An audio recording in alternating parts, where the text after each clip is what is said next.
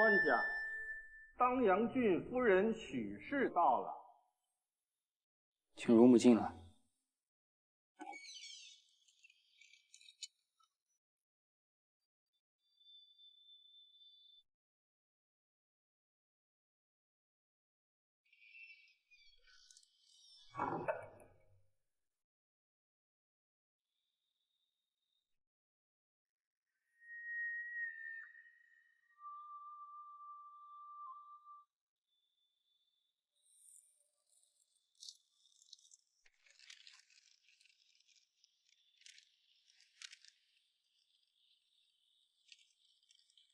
乳母觉得，朕这几个字写的比又是如何？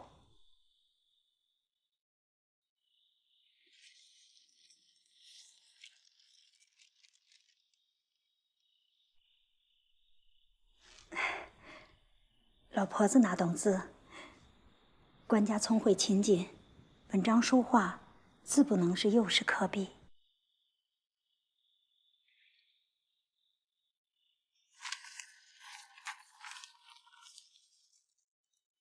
朕却觉得远不如幼时。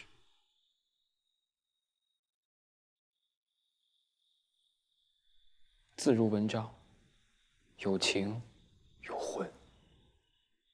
幼时虽比例远不如今日，然当时情真意切，笃信必能尽孝于双亲。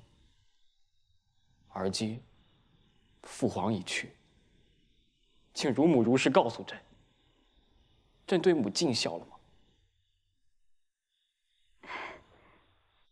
官家是孝子，对太后娘娘极尽孝道。乳母是朕亲近信赖之人，却也要瞒朕。老婆子不敢。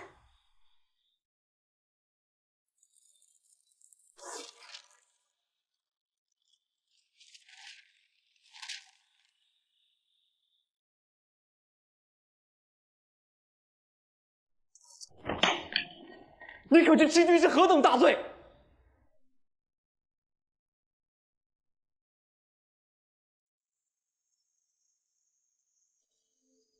哦，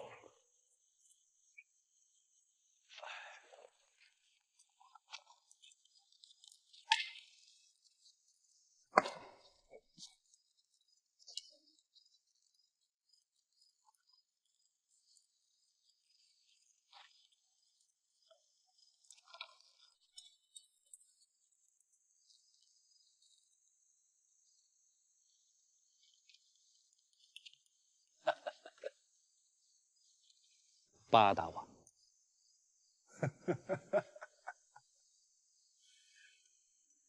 吕相公这天还没亮，就给我寡嫂请官了。八大王，自先帝隆裕上宾，王爷悲痛过度，得了阳狂病，不再上朝议事。这些年身居王府，可能忘了国朝的一些规矩。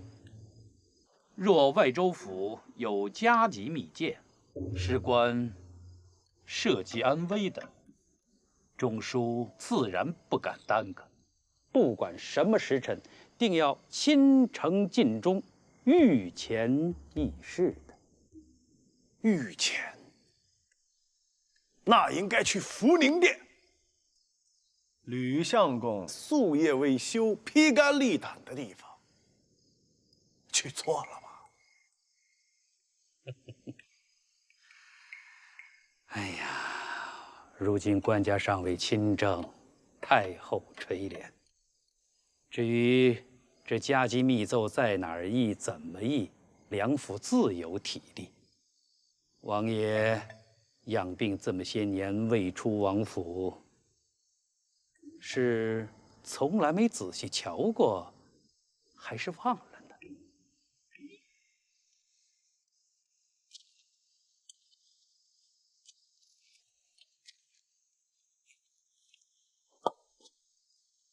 太后垂怜，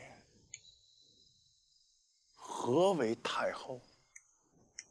天子之母为太后。本王是得了病，忘了不少事儿，也在大殿里说过谬语，失过体面。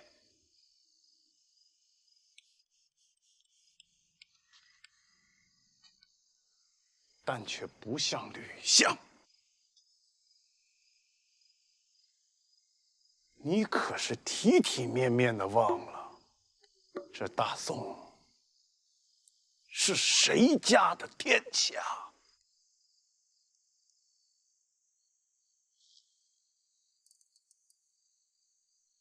啊？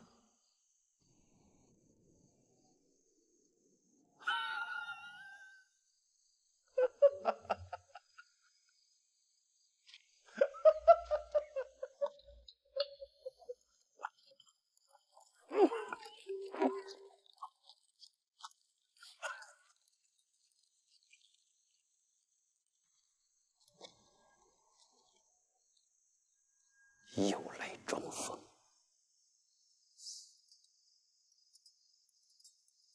他怎么突然进宫了？去了福宁殿？难道他是？哎呀！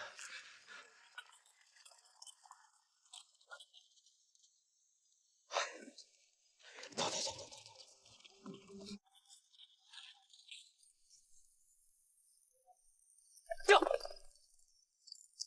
这不是我眼花了吧？以为在京东骑行。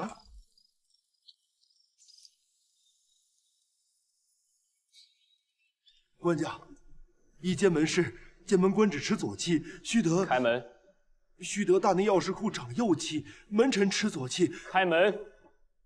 官家，这监门事规定4更1点才能开门。官家。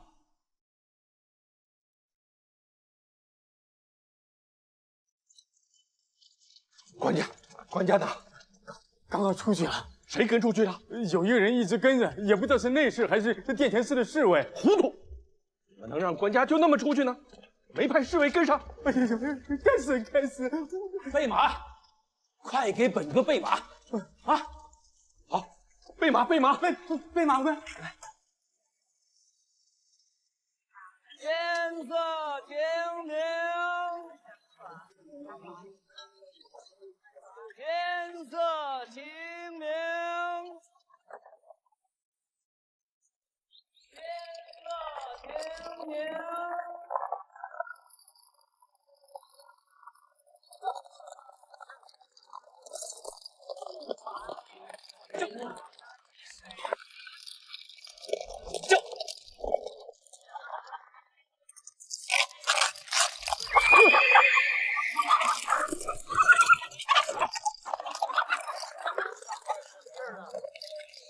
对不住，我刚赶得急，你没事吧？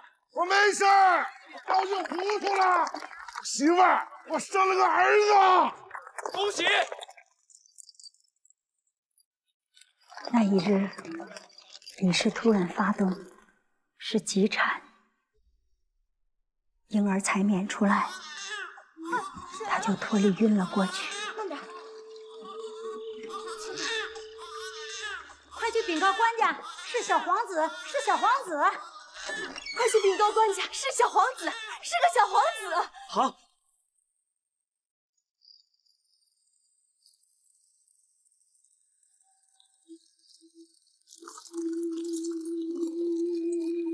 图旨宣布，官家口谕修仪刘娥，产下皇子，绵延皇嗣。官家口谕，修仪刘娥产下皇子，绵延皇嗣，天下同贺。如凤阁上下皆有封赏。宫人李兰慧由其忠诚勤谨，赐黄金10两，玉环1对，朱衣头冠1套。请吧。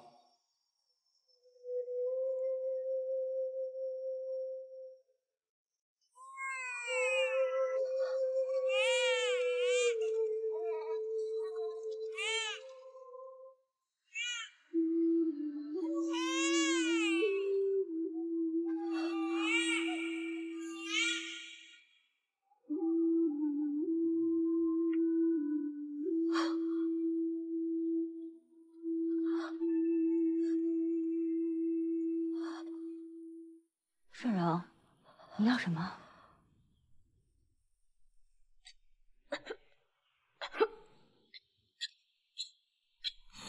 顺荣，你是不是让梦魇着了？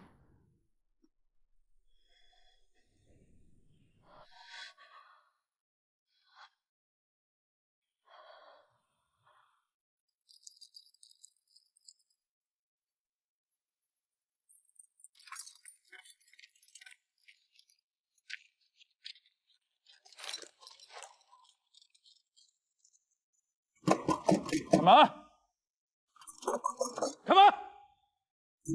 这谁呀？啊，来试老虎撒野？啊，这谁呀？哎，你。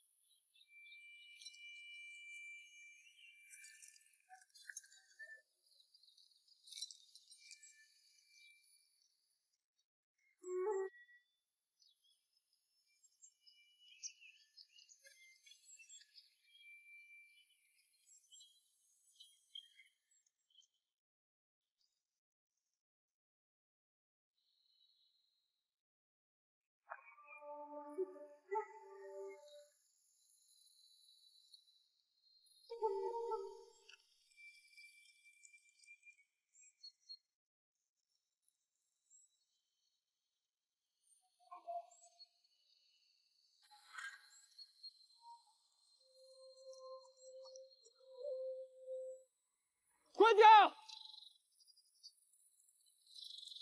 官家，官家，官家！今日来永定陵，是祭祖还是？臣该死，事先并未接到圣旨。我不是来拜祭我父亲。 我是来见我母亲。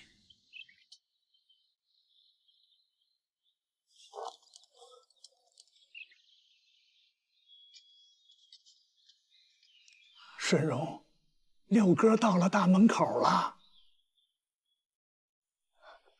谁？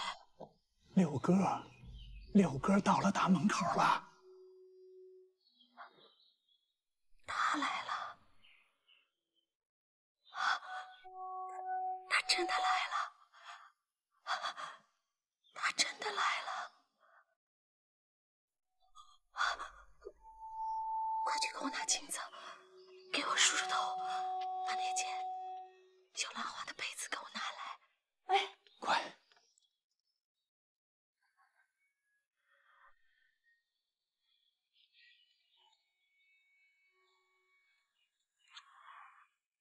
太后娘娘不在此地。 太后娘娘在大内禁中。朕的母亲是谁？太后娘娘不在此地。我问的不是大宋太后，是朕的母亲。大宋的太后娘娘在京城宫中，不在此地。朕要着朕的生母，她就在此地。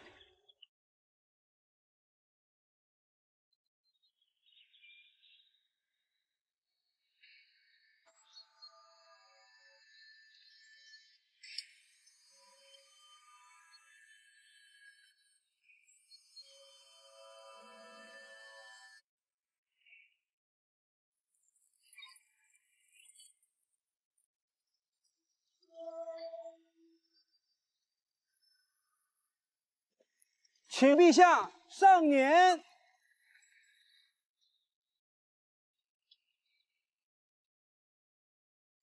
这是什么声音啊？回顺荣，那是官家的仪仗在奏乐呢。哦，对，是陛下祭奠先皇的礼乐。是顺荣。 陛下来了，他们从仪仗礼节上自是不敢怠慢的。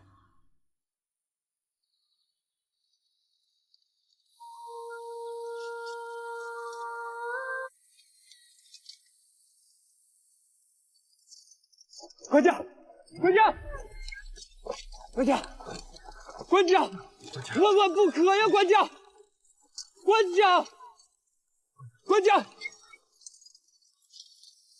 官家，官家，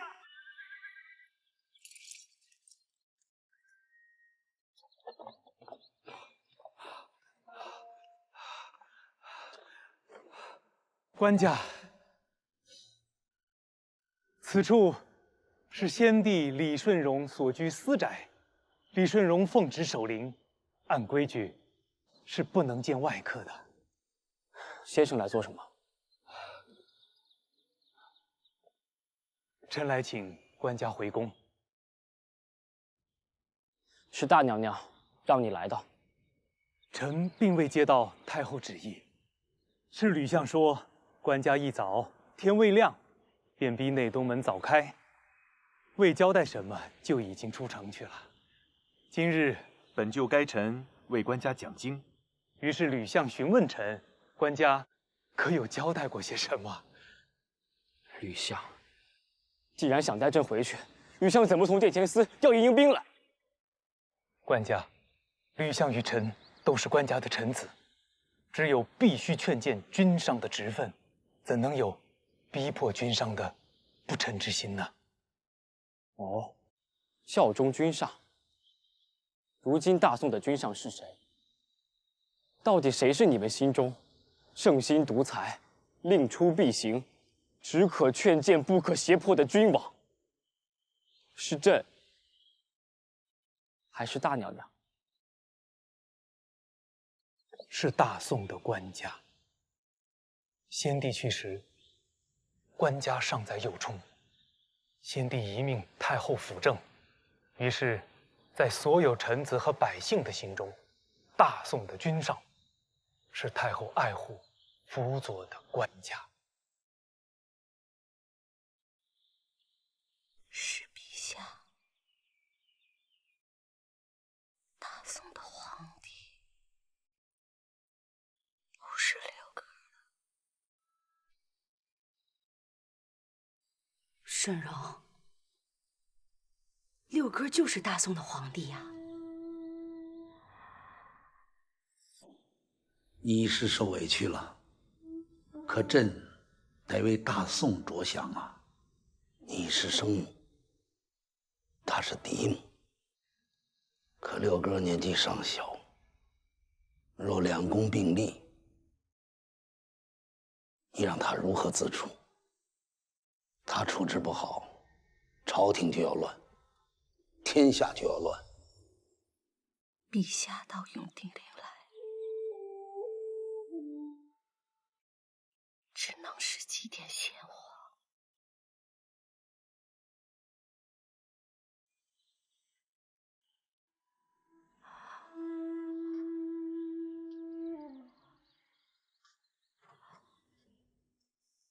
在所有臣民心中，太后与官家母慈子孝，为社稷尽心尽力，这就是让大宋臣民崇拜、爱戴、愿尽所有心力辅佐的君王。母慈子孝，那他呢？官家，可否以己不说话？这里是先帝李顺荣居所。李顺荣奉先帝旨守灵，深居简出，不见外客，切莫打扰了李顺荣。奉先帝旨。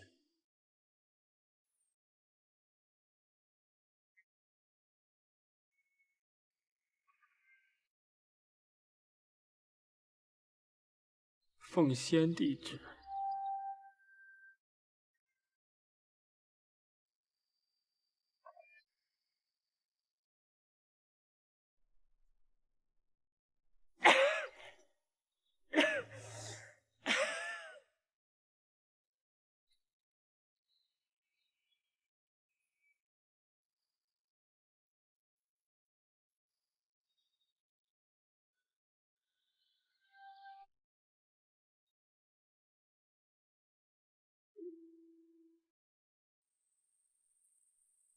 官家可曾认真想清楚？若进了那扇门，见了李顺荣，之后该如何呀？该如何便如何。我倒想问先生，若是我今日便把他带回宫中，昭告天下，嫡母与生母并立，大娘娘会怎样？你们这些臣子又会怎样？好，若是大娘娘不允，众臣拥护大娘娘，所不过就是干脆不必垂帘辅政，自此独揽朝权。李顺荣不会随官家回去，你又怎知太后亦不会登上御座，群臣更不会容得武后再现。不过，群臣要遵祖宗规矩，先帝的遗命。先帝的遗命是，官家继位，太后辅政，李顺荣守皇陵。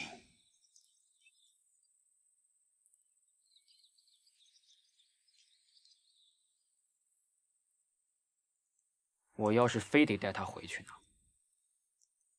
那太后和群臣只不过会认为官家听信了奸人的谣言，耍孩子气，胡闹。好，好，我孩子气，那又怎样？也不过是更加认定官家尚小，心智尚未成熟，难担当君王之责。那便由臣继续陪着读书，政事暂时全由太后处置，待官家成熟些，再将国事一点点儿还给官家。好，好，我是顽童，心智不成熟不稳重，不配做皇帝。我不干了，我现在就去劈开那扇门，带我娘走，我自己养她。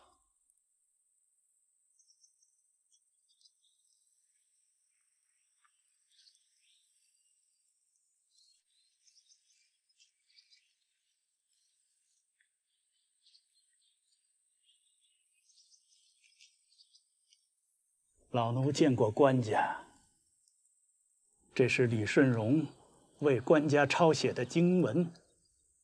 顺荣说，他在此地陪着先皇过得宁静安逸，平日里常听那些进出的婢女们议论，说如今的太后辅佐着官家，使国家太平，百姓安宁。顺荣整日抄写经文，1年有余，完成了一部经卷，将其献给太后与官家，祝祷太后与官家万福康健，祝祷国泰民安，百官勤谨。献给太后和朕，他还说了什么？顺荣还说，官家仁爱，日后必定是个好皇帝。百姓能有官家的庇护，乃是百姓莫大的福分。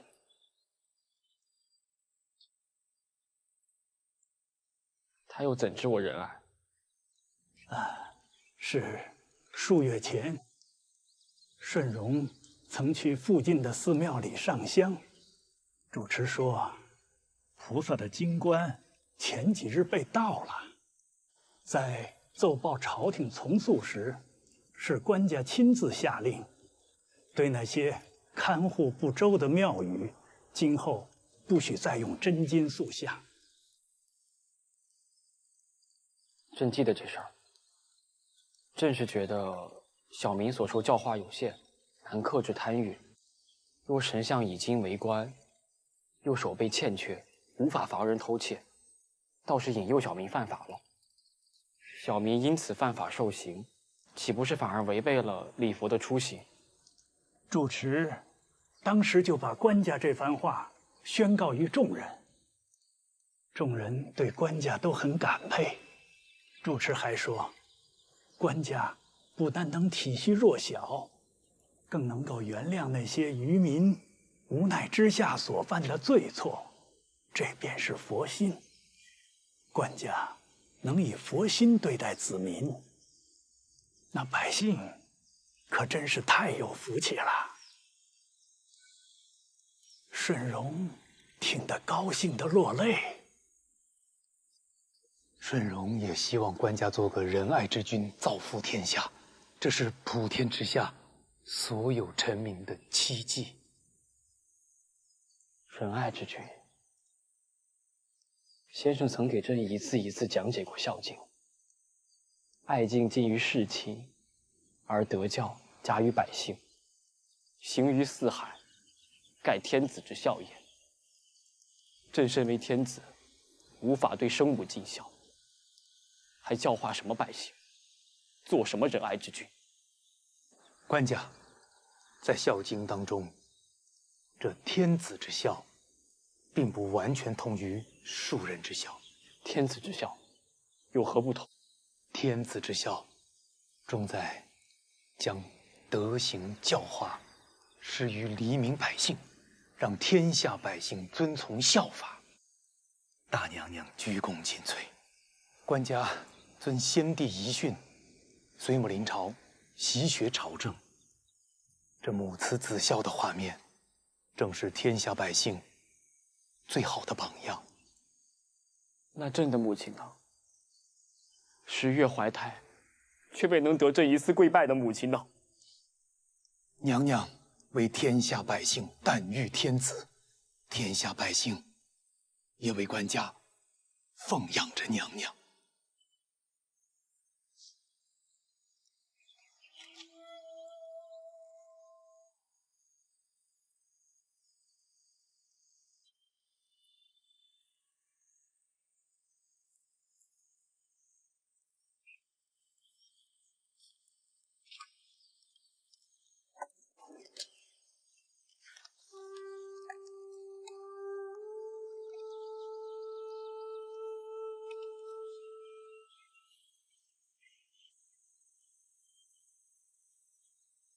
朕听说李顺荣病了，医官可看过了？回官家看过了，已开了方子，服过药，好多了。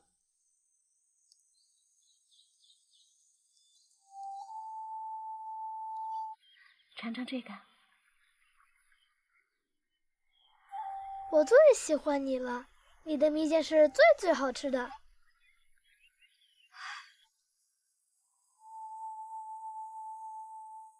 真的不能让朕进去坐坐吗？朕记得他，小时候他做的蜜饯果子是最好吃的。朕想进去讨一口茶，几颗小时候吃过的蜜饯。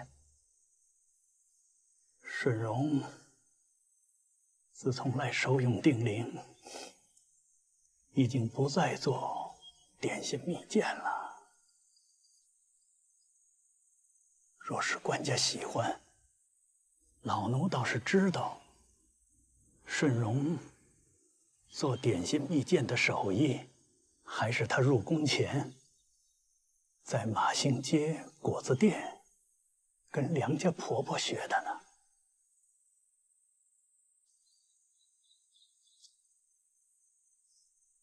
老子本敬你是个读书人，在这听你给我扯了这么久，你扯什么呀？啊，这全是狗屁！我告诉你啊，你要再胡搅蛮缠、多管闲事的话，老子手里的棍子可听不懂什么知乎者也。娘子，你别拦着我呀！快进去！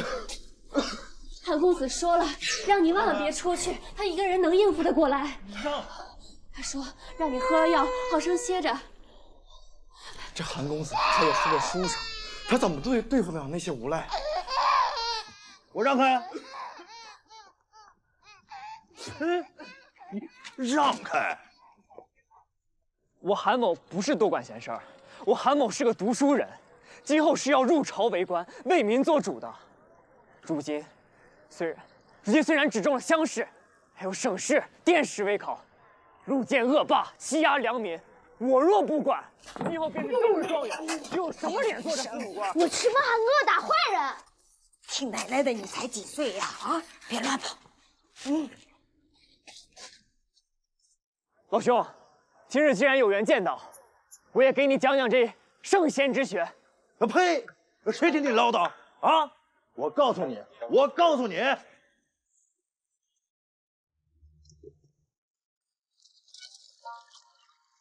我要是把你打伤破相了吧，啊，你10日后的省市公园大门口肯定会让官员们都来看你的伤口，无非闹大的让官家都知道呗。哎，行，我不打你啊，我也不伤着你。嘿嘿。哎呀，有本事呢，你就10天不洗澡，臭气熏天的去公园。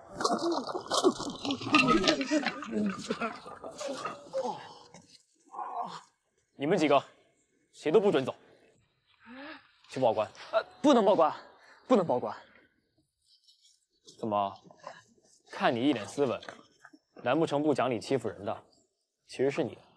怎会是我？我一介书生，又没有兄台这样的家人，我险些为了救助弱小被淋成一只干水鸡。那你为何不敢报官？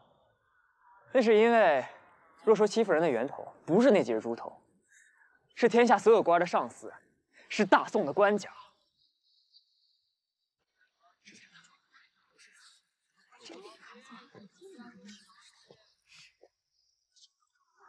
这就是卖蜜饯点心出名的梁家院子吧？来，我请你喝茶吃点心，你给我说说，这大宋的官家怎的成了欺负人的源头了？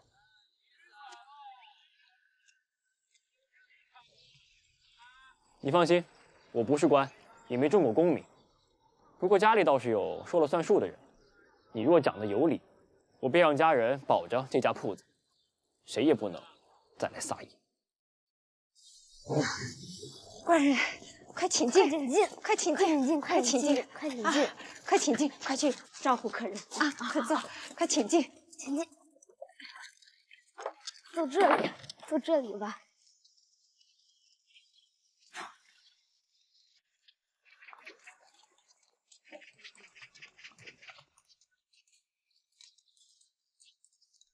姓朱的是这儿的恶霸，干的是敲诈勒索店家的勾当。你说为何那被勒索的苦主不敢报官？那是因为官家不许在居民区的坊间开店，他们报了官，就算官府抓住了那恶霸，他们这家店也开不下去了，还要受罚。官府比恶霸扒皮还狠。你这话说的竟有些无赖了。恶霸敲诈勒索该严惩，但是百姓违规开店，难道就不该罚？官府维护朝廷律例，按律法办事，竟被你说成了扒皮。这个道理是兄台从圣贤书里学来的？难道公子是从琼楼玉宇里飘下界的神仙吗？你胡扯什么？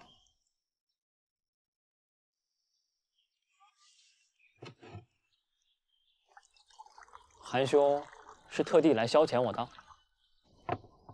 看公子衣着、气度，想必是自小诗书雅乐润出的风采。那相比那些每天辛苦奔波劳作，尚未赚得一家人温饱安乐的卑微小民来说，公子难道不是那住在云端的神仙吗？公子又怎会懂得，每天为了赚那一口粮而违背律例的无可奈何？你再告诉我，大宋民不聊生。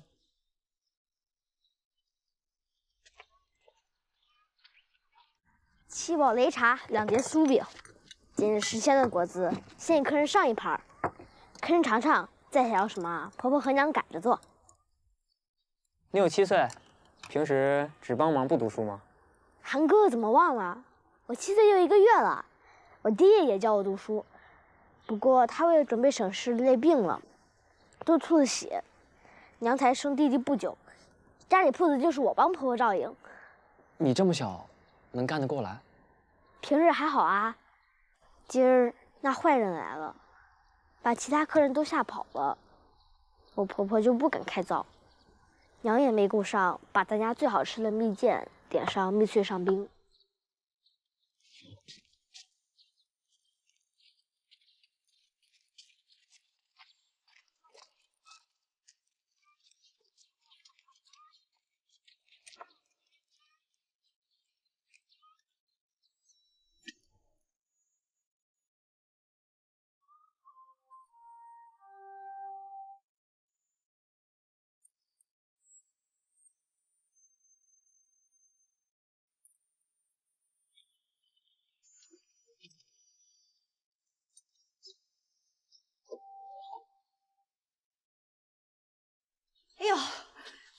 客人等急了吧？来来来，哎呀，快来，先尝尝这蜜饯李子雪花糕，来，快尝尝。啊，来，糖渍梅子馅的那个千层酥得多等些时候，那个点心费功夫。早先我们店铺呀，客人多，定会点那道点心。我们一早就会准备起来，吃啊。哎呦，哎呦，你是不是想问，为何不去市中开铺？这家一共5口人，老的小的你都见了，你再瞧瞧那男女主人。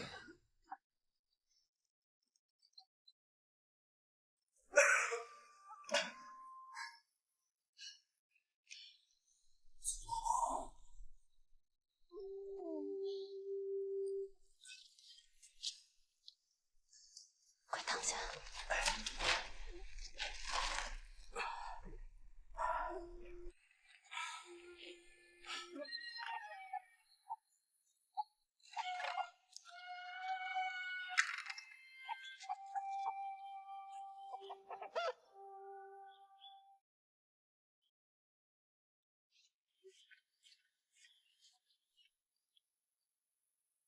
你瞧瞧他家，是谁能每日早起，把食用材料早早的送到街市去？老太太，常年病成如此的男主人，所以我说，欺负人的源头不在这些猪头恶霸。那我说错在众多官的顶头上司官家，你说有理没理？你刚才可说了，我若给你解释清楚了，有理，你就让家里有权的人收拾了那姓朱的恶霸，别让他再来欺负良家。我说的话自当作数。可是你如此鄙视朝廷，鄙视官家，又考什么科举，做什么官？想挤进去，趁着官家昏庸，愚辱百姓吗？自然不是。天下是官家的天下，百姓是官家的子民。我倒不信他真的不管民生疾苦，不是不管，是不知道。那些高官权贵，只会说好的，拍马屁，歌颂太平。民生疾苦能传到官家耳边几分？我看不上如今的官儿，就更得入仕。我若金榜题名做了朝臣，不敢说建功立业，却定不欺上瞒下。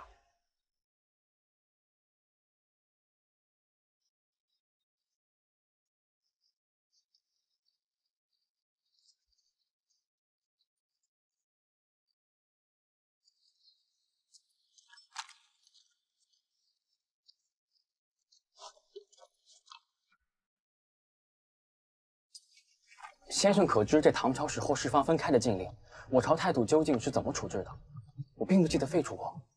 这百姓多在坊间开店，太祖太宗朝未曾追究，可是实情。官家不是去买蜜饯糖糕的吗？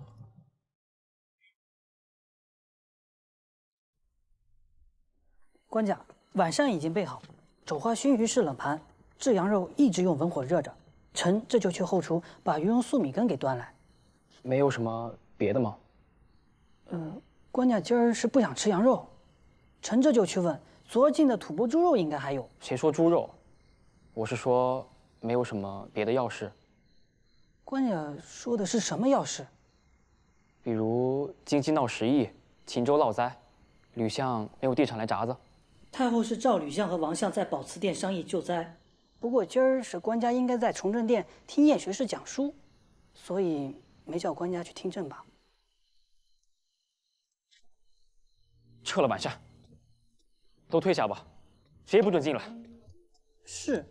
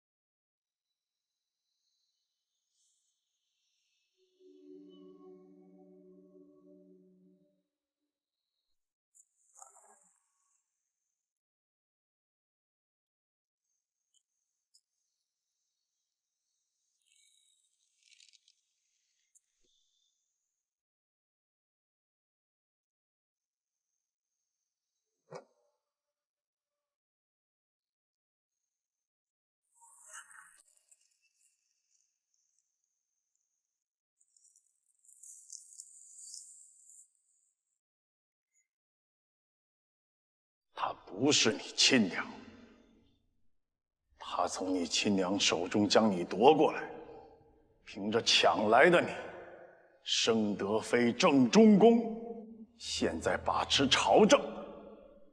我看她是想成大宋的武则天。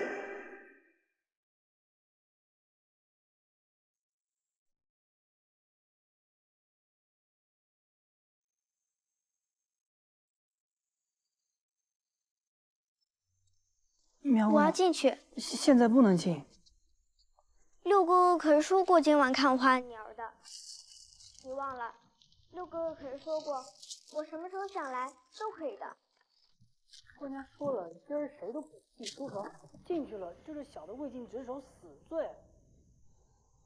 我的姑娘，要不你先回去，等明儿官家心情好了，您再来。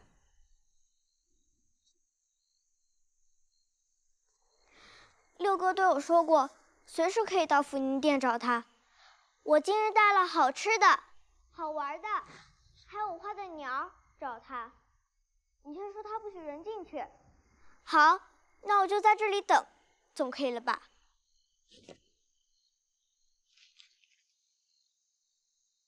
六哥哥，我那雀儿总是画不好，我画了好多好多遍，就按照师傅教的。你指点的，但是娘和姐姐总说像鸡。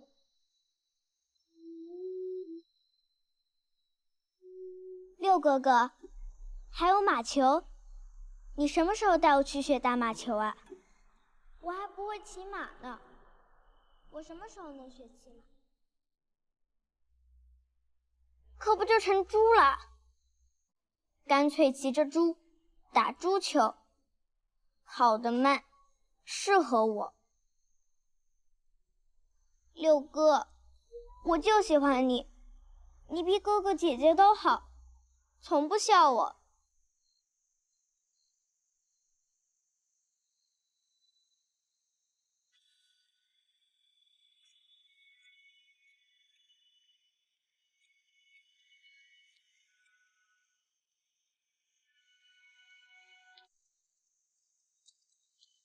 张先生，这是什么呀？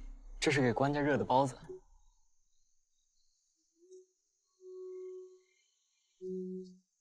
我来吧。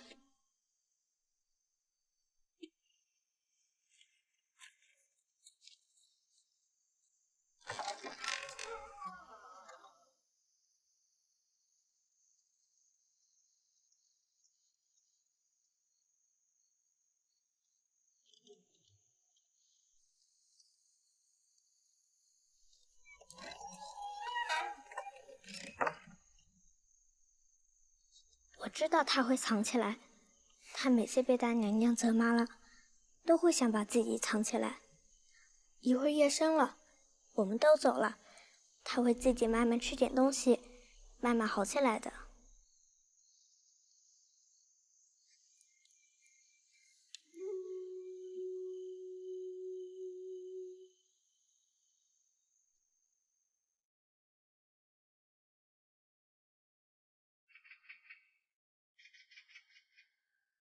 接至5年春正月，广南西路、琼州、贵州、象州、回州路辖下黔州、施州等37州，共上报举荐或正数优异，或文学茂艺，或德行卓异者71人。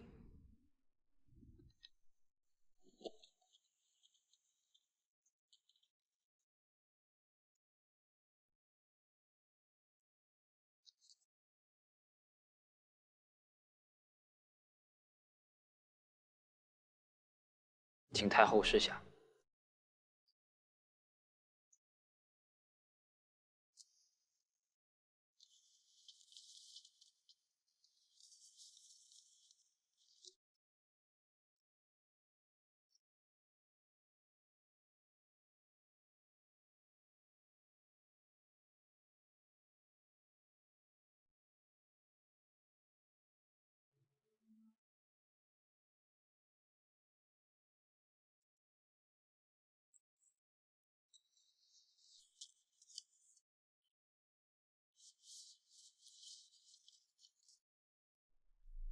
兴化县知县范仲淹母亲过世，奏请辞官守丧。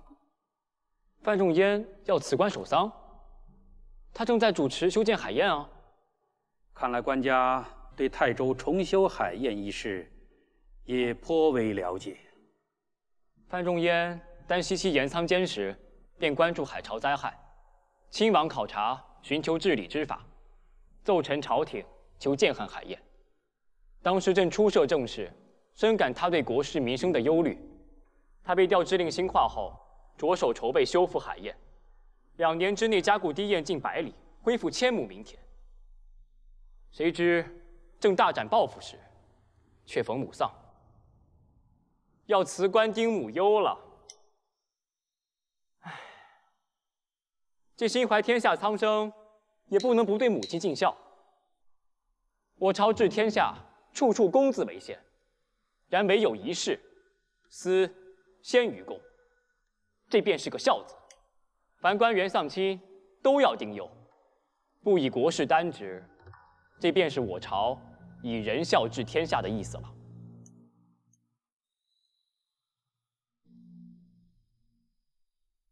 大娘娘，儿子说的对吗？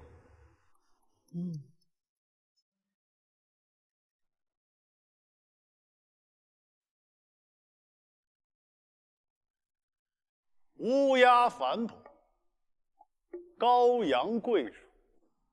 若是连自己亲娘都不孝敬，便不如禽兽，还忧什么国？爱什么民？我看这范仲淹，虽是外地小臣，道知伦理，不像有些朝廷大臣，满口社稷苍生，满肚子攀附权贵，拜高踩低。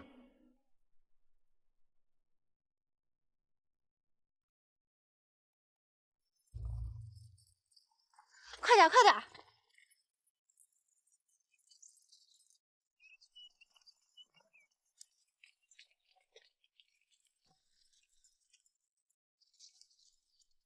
娘娘，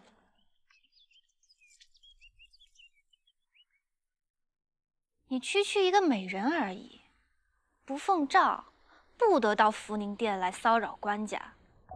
娘娘的责备，臣妾本不该反驳，但臣妾可不敢担下私闯福宁殿的天大罪名。臣妾过来是来给官家送臣妾手缝的细罗袜和2套林汉衫。官家的细罗袜和林汉衫，自有司仪来伺候。你这就是媚主取宠。送过来的罗袜和汗衫有些少不合体之处，官家说了是他自己最近在长身量，如今跟之前量的尺寸已经不同了。可若是送回去让他们重新改，免不了被当作是个过错，做事的人要被管事的人责罚。官家知道我针线尚好，便交代给我做了。官家仁爱温柔，别说从不对娘子内人们无端端斥骂，就算是下面人真做错了什么，他都怕管事的人太过苛责，尽力维护的。娘娘，您如今与官家相处的不多，怕是不太知道。你竟敢讥讽我，和官家相处不多！打我！夷简以为，孝之于人，不只以茶饭汤药侍奉尊亲。孔子曰：“父在，观其志；父莫，观其行。3年无改以父之道，可为孝也。”孝敬尊亲，首先便要遵循尊亲的志向，光大尊亲的事业，使其无憾，这便是大孝。堂堂文人士大夫，却跟禽兽比什么反哺跪乳？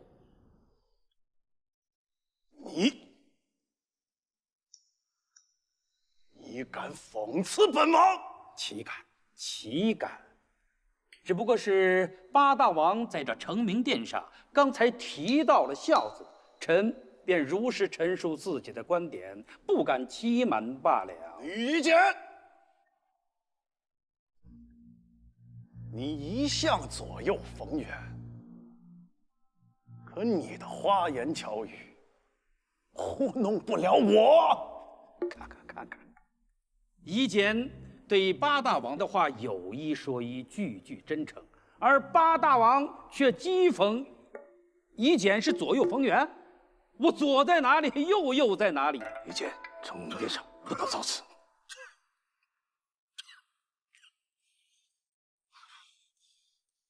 一个县令要丁母忧，怎么倒是让官家、王爷参知政事，在承明殿变了这么许久？已经过50了，你们不饿吗？方才官家已经说了，国朝以仁孝治天下，朝臣的父母去世，辞官守孝乃是制度。 所以，在我朝为官，忠孝必须两全。至于这兴化的瀚海宴，官家可知张伦此人呢？儿对张伦有些印象。官家有心了，但是官家没有注意到，张伦任江淮盐运副使、尚书改革盐税使，范仲淹亦是盐监使。 对改革盐税亦有见解。范仲淹在奏请修宴的札子中，也提到过张伦善治水。如今范仲淹丧母，辞官守孝，他在札子中也提到了让张伦继续修宴。范仲淹离任守孝，张伦继任修宴，国事家事两全呐。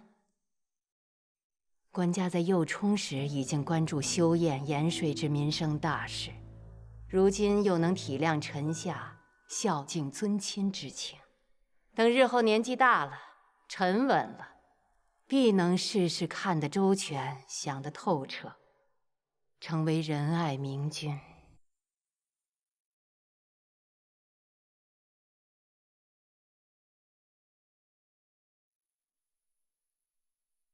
大娘娘的提点，儿记住了。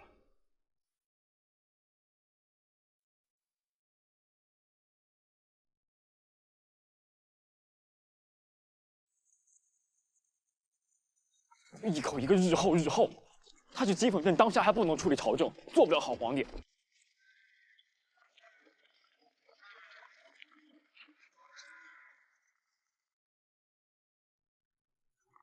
他现在心里有了兰蕙的事，怨恨我。所幸啊，还是有体面，脑子倒是快。听到一个官要辞官守孝，就引经据典的拿这个“孝”字来刺我。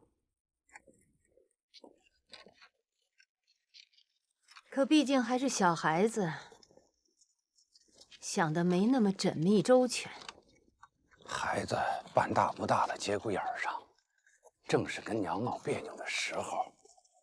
但是娘娘教养了这些年，怎会不识大体？哎，说的也是啊。先帝驾崩，八大王伤心过度，犯了阳狂病，胡言乱语，发营脚癫。 休养了几年倒是见好，可是我瞧着，怕他上朝一累呀，旧疾复发。你一会儿啊，带几个翰林医官院的太医去瞧瞧他。是。官家到了。官家，这做什么？臣妾的母亲前几日进宫来，送了一些代州的特产，还有几副上好的皮毛。 臣妾就心想，先送到官家这儿来，看看喜不喜欢。谁知，竟撞见了杨美人僭越，不奉诏，私来福宁殿，且趁着官家不在，还偷了这店里的东西呢。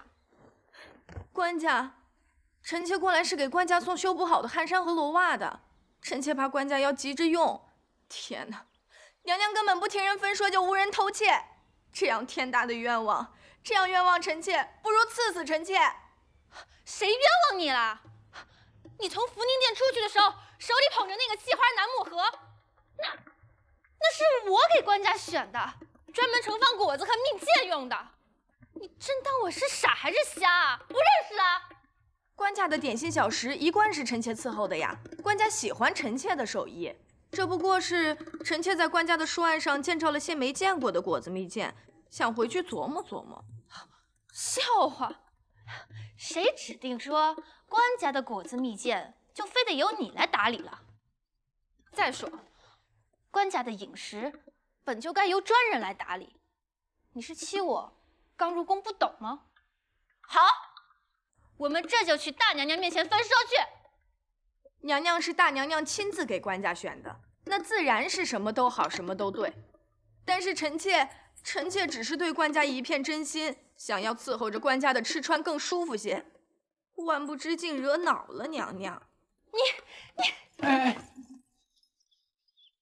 好了好了，金蕊，起来吧。皇后，来，坐朕身边来。朕正要跟你们说说这蜜饯，倒真要皇后带着后宫娘子们一起出力才行。刘娥，这个心地歹毒的女人，她要篡我赵家的江山！皇兄啊，我没有病，我没有病，混账！八大王确实是连环病又发作了。八大王，他最近常常心口疼、头晕目胀。太后也是担心八大王的身体，这才让臣带着翰林医官院的御医和这些极名贵的药材来探望王爷。他要篡我大宋的江山呢！八大王养病要紧，太后口谕，若是太医诊断八大王确实犯了病，这些日子就在家安心静养，由医官院的太医亲自伺候，就不必上朝，亦不必进宫了。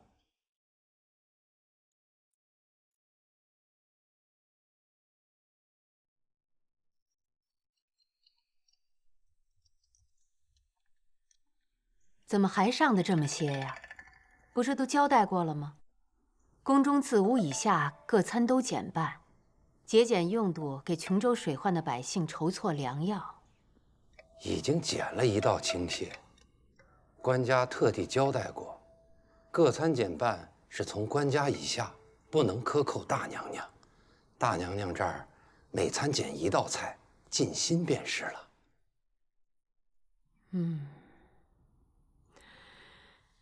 唉，这几日我也没什么胃口，看见大鱼大肉腻得慌，拿下去赏给内官夹菜吧。是。太后娘娘、皇后娘娘带着杨美人、尚美人，还有几位娘子来给太后请安。让他们进来。是。来来来，大家都尝尝啊！这些酿梅子，还有这点心里的馅料啊，可都是用上好的药材精心酿制过的，能够生津、化痰、润肺、止渴。官家呀，特别喜欢。官家说，这就是他小时候最喜欢的那个味道。先帝隆裕上宾之后，这宫里虽说也有一些果子、蜜饯、方糕、酥饼，可那味道却都不对。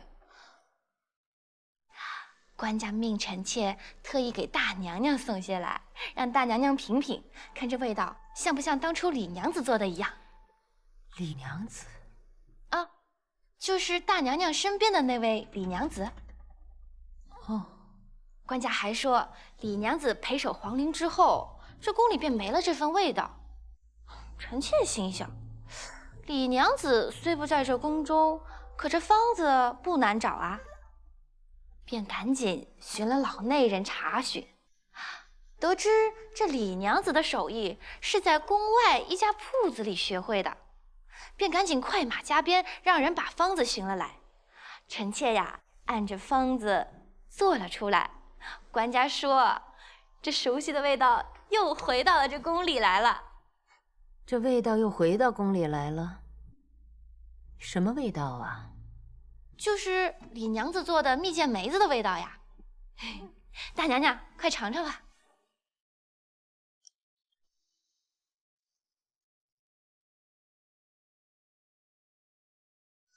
三春晖，谁言寸草心，报得三春晖。这是臣妾特意让人刻在这碟子上的，因为啊，官家品尝这蜜饯梅子的时候，顺口吟了这2句诗。臣妾心想，想必是这梅子的味道，让官家想起了小时候大王啊。没有邀功逃宠的脑子，不想死，最好老老奉上你这种罪。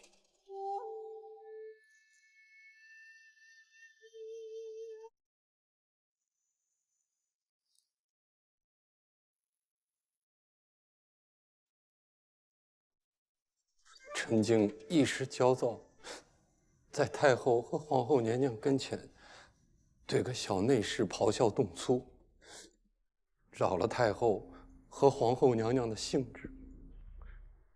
臣入宫20年，竟如此失仪，真是诸友蒙了心，臣知罪，朕请娘娘从重发落，以儆效尤。姬臣呐，你跟了我10几年了，我还看不懂你吗？你是拼了自己的师仪，阻了我在这么多小辈跟前的师仪呀！起来，起来！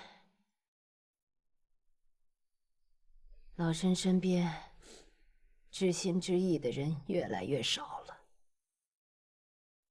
来，陪老身说说话。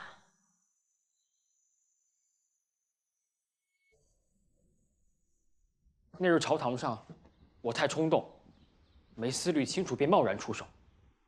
大娘娘云淡风轻便接过。朕筹划了多日，让皇后呢莽负一事。方才听景蕊的描述中，人手中这反常举动，我更适度确信了。皇叔所言朕的身世，全是实情。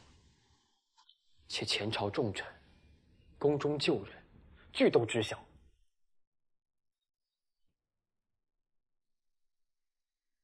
猫泽，你觉得有什么不妥？臣一个内侍皇门，哪敢对此等大事妄加议论？连你也不肯跟我说真话了？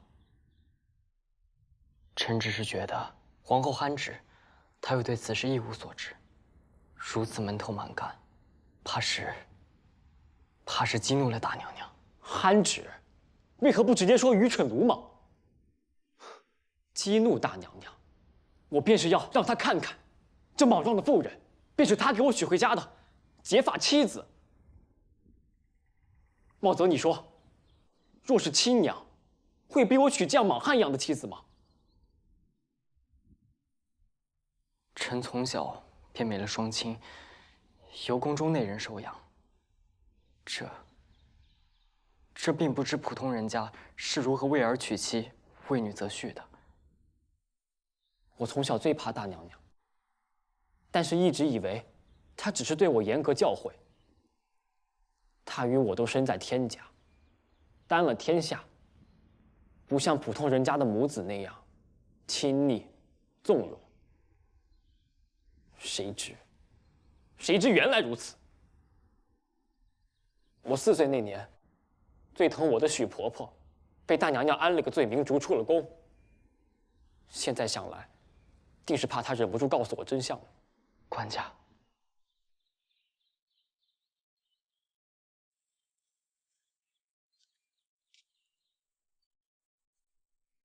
我身边也只有你最能信赖。但是这几日，臣当真是心惊肉跳，怕官家。怕什么？怕大娘娘动怒，对官家起了猜忌之心，幼时生母就在身侧，我却一无所知，只当低位嫔妃。如今得知身份，却还是不能接她到身边尽孝。如今我不过是让所有宫中娘子都学做她做过的蜜饯糖糕，骗自己，让她的味道回到宫中。大娘娘就要动怒猜忌，我和大娘娘谁更憋屈，谁更恼怒？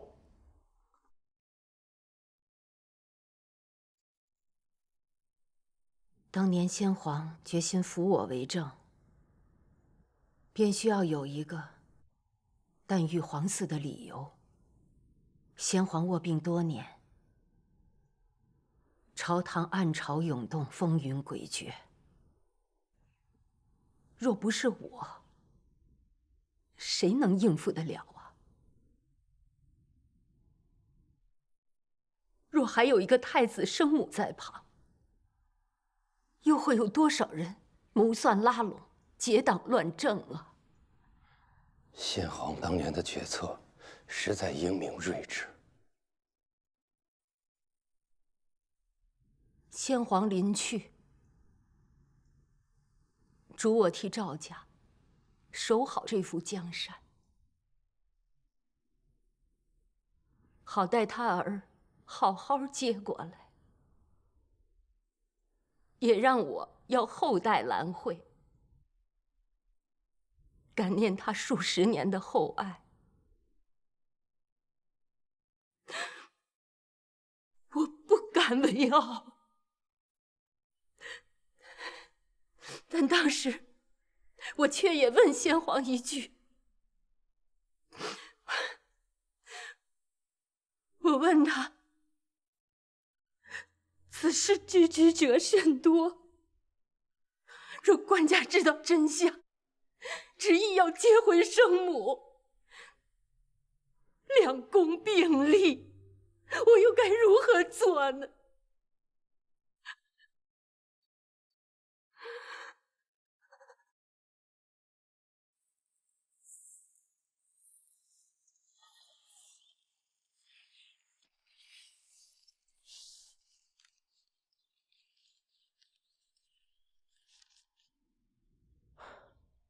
早膳备好了吧？写了好长的书信，饿得很。早膳已经摆好了。官家，人手中在外殿。他来做什么？今儿是自刎贤于琼林院的日子，太后打发他过来，才盯着些，怕咱们从前没伺候过，出什么纰漏。便算你们生疏，朕又不是第一次。他以为……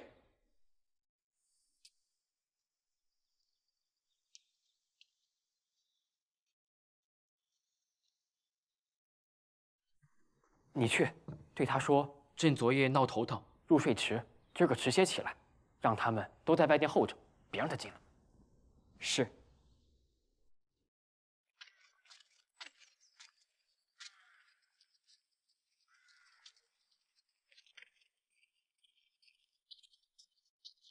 江都指，随我来，咱家有东西送你。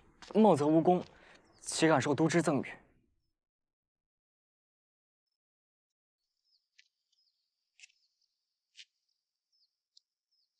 你从小在宫里长大，7岁就跟着官家，忠心、机灵又聪明，官家最喜欢你了，也是能听进你的话的。随我来，这风暴若来了，想躲是躲不开的。若能想办法助力化解，这就是你的功德了。咱家要送你的物件啊，也算是个老物件，同你颇有渊源。太后让我还给你。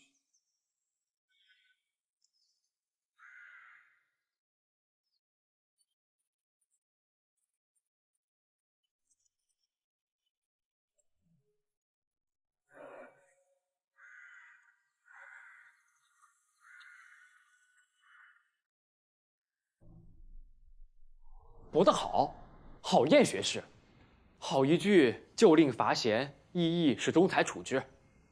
太后此举根本就是荒谬。她已经让张琪这个对她有恩的蠢材舔居中书要职，如今竟要将枢密使也给他，这是拿我赵氏江山当他刘家后院吗？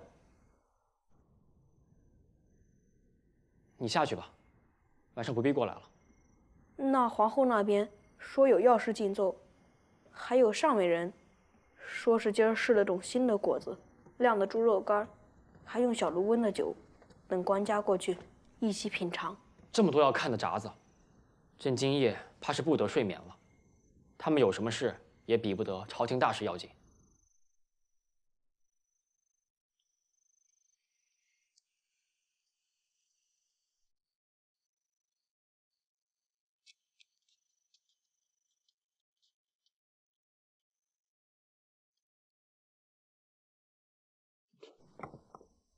毛子，给我娘给李顺荣的赏赐，算时辰该已经送到了。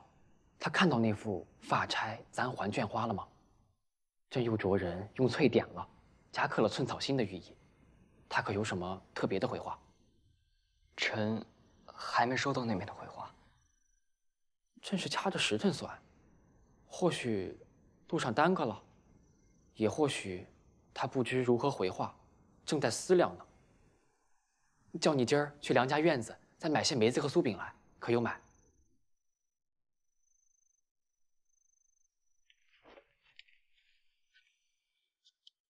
臣今日未能遵旨出城。你一贯严谨，未能出城必然有缘故，起来说便是，何必行这么大礼？臣斗胆求陛下，把对李娘娘的思念关切埋于心底，万勿再做让大娘娘恼恨的举动了。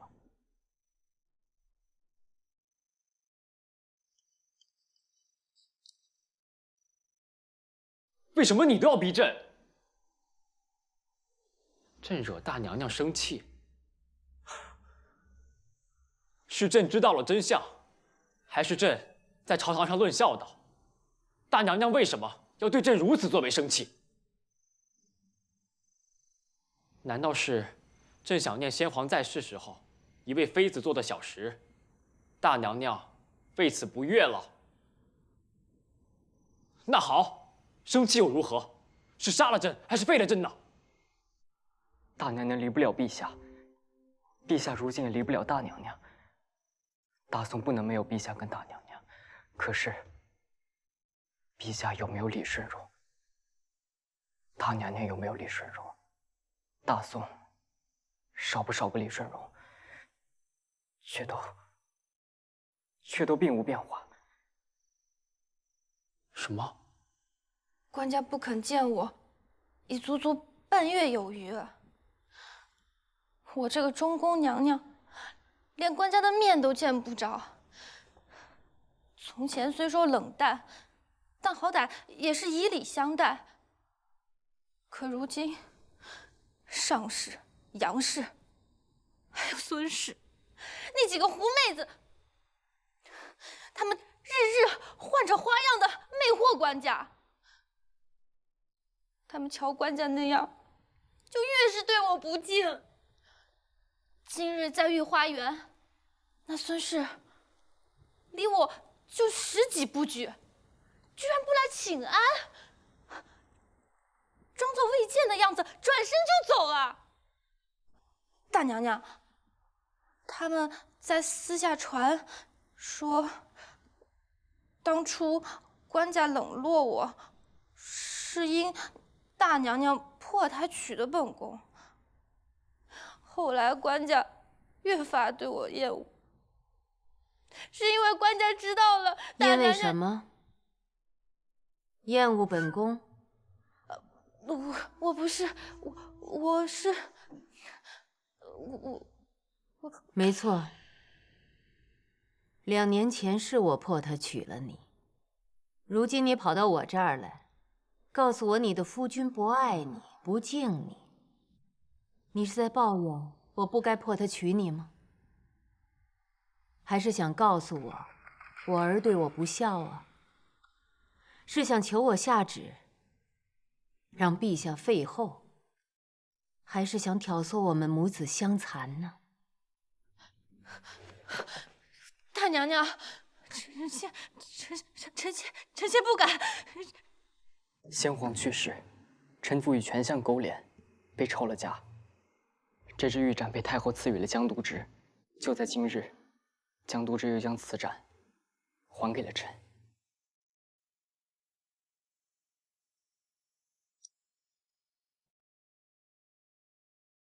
臣记得，先帝常我柄，不能理朝政。许多大臣曾有过种种想法，甚至付诸行动，但是没人能越过大娘娘。那些行动不过是一次又一次的谋逆案、结党篡权案，使前朝后宫一次又一次的斩首处刑，人心惶惶。臣倒是相信今日江都之说的一句话。什么？先帝去世前，大娘娘曾问，若是官家知晓了身世，该当如何？先帝说，无论如何，大宋不可两宫并立。我不信，他敢！这么多年过去，李顺荣都好好的，加封，给赏赐，虽说去了永定陵陪父皇，但我查了，配给比宫中同位分的太妃尚要高些。从前他是将亲子献与大娘娘的大公之人，且从未有过半分非分之想。而如今他却可能是与大娘娘夺子，引起朝堂风波之人。他并没有任何非分之想啊！从前李顺荣确实无任何非分之想，但如今，官家是君临天下的一国之君。李顺荣若是从官家举动得知官家知晓了身世，有了念子之情、分内之想呢？八大王素与大娘娘有隙，此时将此事告与官家，又是何心思？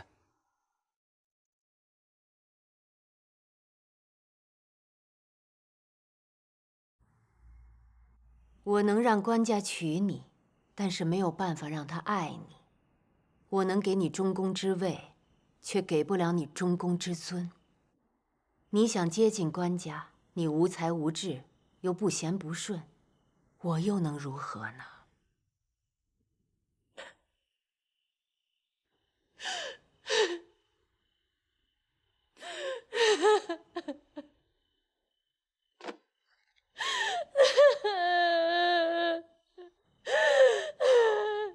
大娘娘，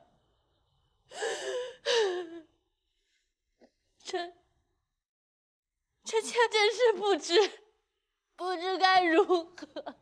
大娘娘，臣妾心里难受，心里憋屈啊！大娘娘，这个世上，没有谁能日日开心，谁没有愤懑难抑之啊？欲得他人之惧，先有摄人之能；欲得他人之敬，先有服人之德。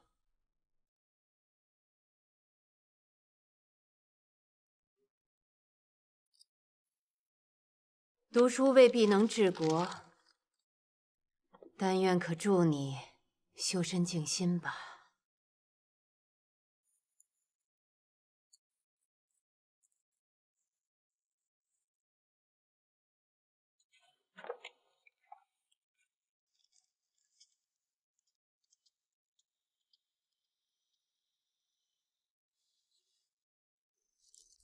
陛下赐李顺荣的钗环、簪花等物，被江都之前人劫了下来，换成了与其他太妃相同的金银玉器、滋补药品。只是更增了一支大娘娘亲赐的长钗。江都之说他心之抗旨是死罪，但陛下发落，但李娘娘那边对皇城变故并无所知。她已病愈，将养得甚好，心境一如往昔平静宁和。这样甚好。